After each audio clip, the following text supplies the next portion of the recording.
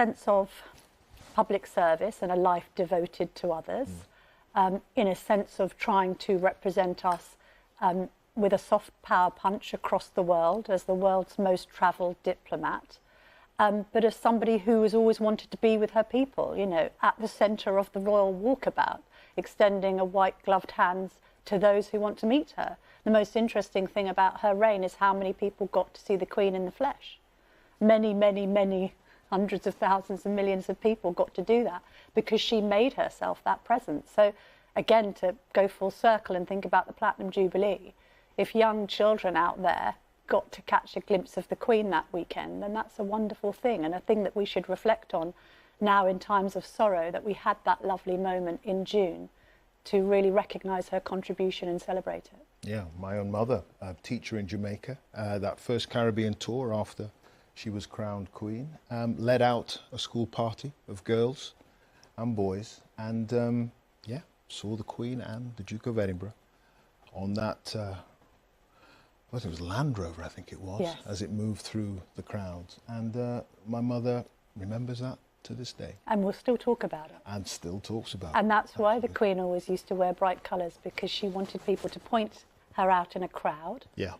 Because they knew that even though she was doing these jobs day to day, for that one person seeing her for the first time, and probably only time in their lives, they would remember it and tell their children and grandchildren forever about that moment. It's funny, I was talking to her recently about that, and she said she just looks so small and frail. But it's interesting, when I met her, she had the heart of a king. Well, and a queen. And also, you know, you get this impression of her from Stamps and Money that she's quite a serious and austere figure. And then when I met her at Buckingham Palace, she was so smiley and sparkly. I mean, even that last image that was taken at Balmoral after the prime ministerial handover of her just standing in front of the fire. I mean, what an adorable image of a smiling queen still doing her duty to the very end. I mean, it's remarkable, really, if you think about a 96-year-old working that far beyond retirement age and carrying out a constitutional duty like that 2 days before she passes away. Indeed. Amazing. Camilla, it's good to talk to you. Camilla Tominey there from the Daily Telegraph. Well, the Queen spent the majority of her later years at her official residence of Windsor Castle in Berkshire, including throughout the height of the coronavirus pandemic. Our correspondent Fergal Keane has been gathering reaction from the people there. The signal of an ending, in the place so close to her heart, and in whose heart she was beloved. We've just heard the news. What are you feeling? Wow, it's just hit me. It really has, and I think it's going to hit everybody in this town, but not only here, all over the world. You know, she was a grandmother, she was a mum, she's part of my life, she's part of my mum's life, my late father's life, everybody. As the news filtered out across the town, there was comfort in gathering together to absorb, to reflect. It's very sad. I think everyone's just come to pay their respects because she's such an amazing woman. It's just very sombre mood in Windsor, really. And what did she represent to people of your generation? A guiding light, a moral code, how to conduct yourself, how to act, you know, what's right and what's wrong. Here on the streets of Royal Windsor, the sense of an epoch having passed is palpable. There is the sense of mourning shared with the entire nation. But something else. For these people have lost a neighbour, a queen who was part of their daily lives. Amir Bukhari was getting calls from relatives in Pakistan who'd heard the news. He runs a cafe beside Windsor Castle. No words actually to express my emotions. It's really sad. What did she mean to you? She was really, really important. It's not only me, it's around the world. Everybody will feel very sad, very down, very depressed. Yes, and for us, she was a neighbour, and we feel more. No matter how long anticipated, the end has crystallised loss. The passing of a monarch who symbolised to people the best of their nation, of themselves. Fergal Keane, BBC News, Windsor. Liz Truss, our Prime Minister, she of course was asked to become leader of the Conservative Party and of course Prime Minister. Earlier this week, and she has been leading tributes to the Queen today. We are all devastated by the news that we have just heard from Balmoral. The death of Her Majesty the Queen is a huge shock to the nation and to the world. Queen Elizabeth II was the rock on which modern Britain was built. Our country has grown and flourished under her reign. Britain is the great country it is today because of her. She ascended the throne just after the Second World War.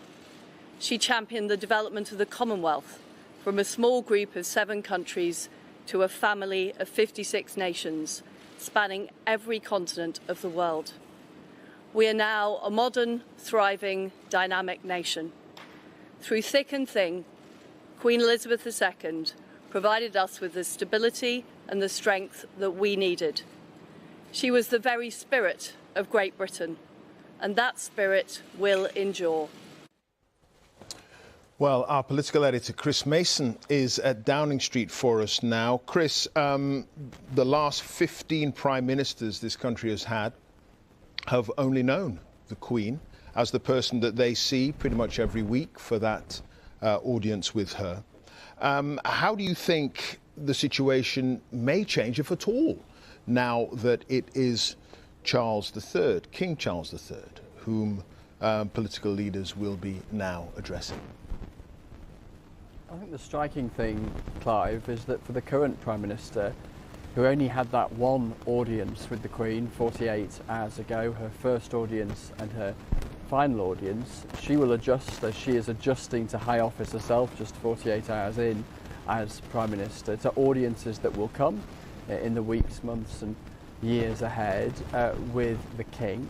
And, you know, that will be an opportunity, as it has been for her predecessors, to have in the sanctity and the privacy of a palace a conversation between monarch and Prime Minister about affairs of state. But she won't be able to tap in, the Prime Minister, to the longevity of experience that so many of her predecessors were able to in those conversations with the Queen. David Cameron, the former Prime Minister, reflecting in the last couple of hours that he was able to enjoy the wisdom of the world's most experienced diplomat. Such was the longevity of her service, the longevity of her time on the global stage.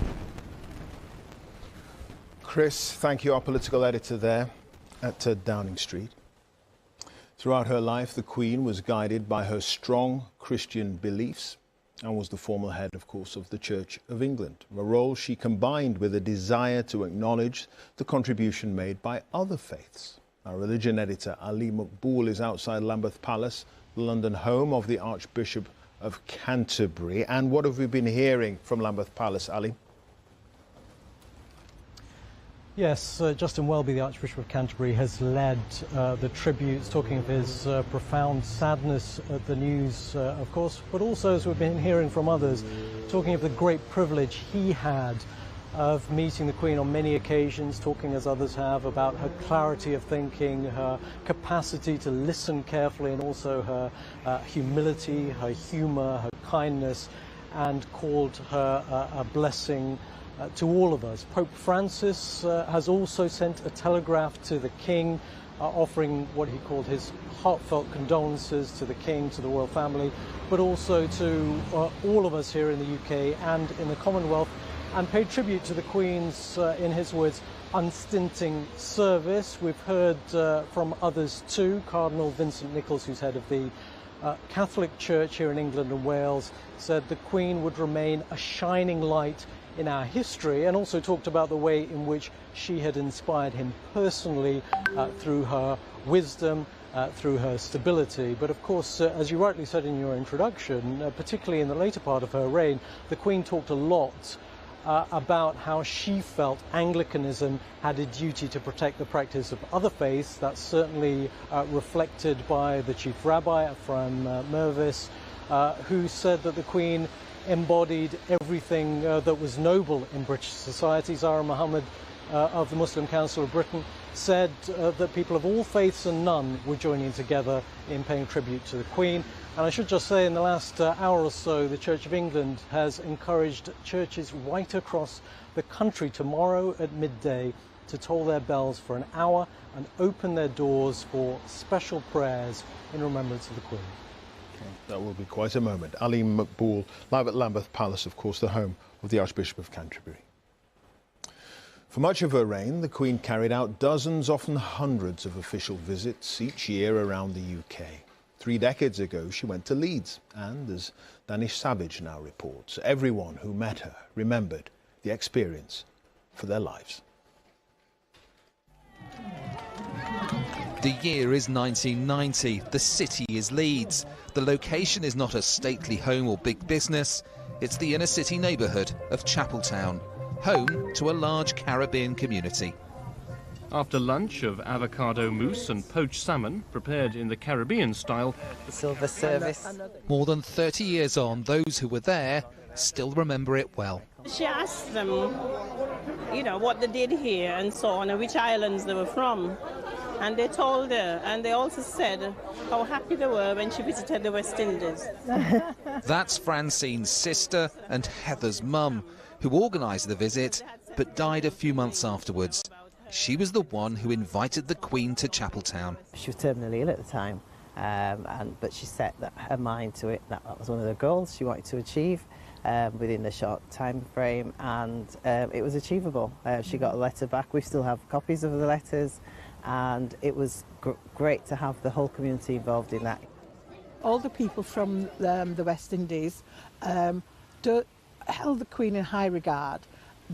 She was their Queen, and to actually be able to see her and meet her meant a lot to them. She was their Queen, and to actually see her in the flesh, I think that was the most important, and to come to Chapeltown. It's a new home for the Northern Dance Company. Sharon Watson choreographed the dance lesson that day. Now she's the chief executive of the Northern School of Contemporary Dance, based in Chapeltown. I think the community showed an interest. I think there was a real curiosity around that visit.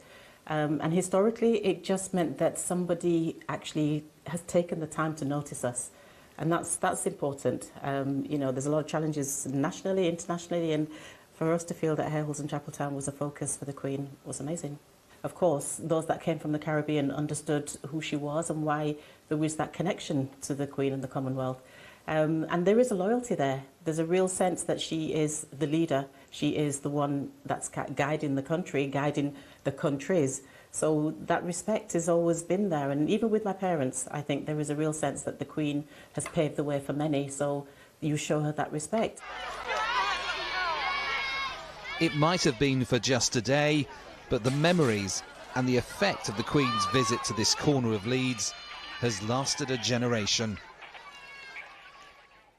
Joining me again is our royal correspondent, Nicholas Witchell. Nick, just sum up, if you can, and I know you've been talking a lot throughout the day on all of this, but just sum up your reflections on what is a seismic moment in British history. It's absolutely massive, yeah. I mean, it's, I forget which politician or which Prime Minister or former Prime Minister it was who said, it is hard to imagine Britain without her, and I think that is nothing less than the truth. As Liz Truss, her most recent Prime Minister, said, she was the rock upon which modern Britain was built. It is hard, really, fully to take it in that this reign has ended, and I think people are going to need time to process this. I think it's going to be quite unsettling and disorientating for a number of people. I think we've already seen that people feel the need to meet, take comfort from each other. I suspect that in terms of the scale of what we're about to witness, this is going to be, I suspect, comparable to the reaction to Diana's death. Quite different in character because that was such a shock, unexpected shock, and there were all sorts of emotions at work there. This is purely thanks and tribute and mourning, pure mourning. But I think people, everybody, or so many people, will feel the need to express their tributes in their own way, and probably with the laying of flowers and signing of books. It is hard to distill the 70 years and what she has meant, but she has really been this source of reassurance. She has been constant and steadfast. this reassuring figure in such changing times, a distillation of our national identity, a symbol of unity. She has been shrewd in the way that she has handled her prime ministers, keen interest in politics whilst remaining steadfastly and completely above it. But a shrewd woman who enjoyed being queen. That, I think, is something that isn't generally appreciated. She enjoyed the role. We've had the seamless transition of Prince Charles to Charles III. That continuity is there. What should we be expecting now over the next 2 or 3 days? Well, there will be a meeting of what's called the Accession Council, which is a number of members of the Privy Council. It used to be every Privy Councillor. It used to be the time when every Privy Councillor was called to a meeting. I gather that on this occasion it will be limited to a certain number because there simply isn't room for all of them. But that will be a sort of then a reading of proclamations, and I would imagine that the King will address the Accession Council. There will be any number of arrangements, culminating, of course, in a state funeral, the first state funeral that we will have seen since the state funeral of Winston Churchill in 1965. That probably, I mean, these arrangements will unfold in coming days, but we're probably talking about 10 or so days from now. And in the intervening days, there will be so many tributes. So many people will just feel that they want to mark the passing of somebody who I think we will judge, and history will judge, to have been one of the most remarkable monarchs in the 1,200-year history of the British monarchy. And briefly, Nick, her legacy globally, not just to this country. Her legacy has been to keep Britain's reputation strong internationally. If you think of the times when Britain's reputation has been low, think of Suez in the 50s, or when Britain was the sick man of Europe in the 70s. One of the outstanding things about Britain that was always respected was the reputation of the Queen. That was a reputation which earned respect throughout the 70 years of her reign.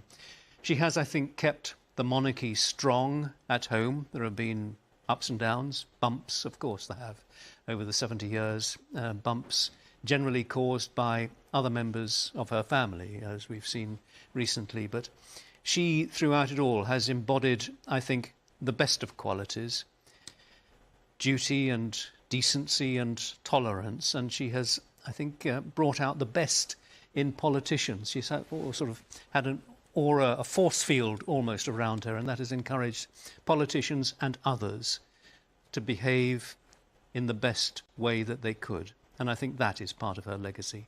Indeed. Nick, many thanks for that. Nicholas Witchell, our royal correspondent. Well, in a moment, there will be continuing coverage with my colleague Hugh Edwards, but I'm going to leave you now with some images through the reign of Queen Elizabeth II, who's died today at Balmoral at the age of 96. I declare before you all that my whole life, whether it be long or short, shall be devoted to your service. God help me to make good my vow, and God bless all of you who are willing to share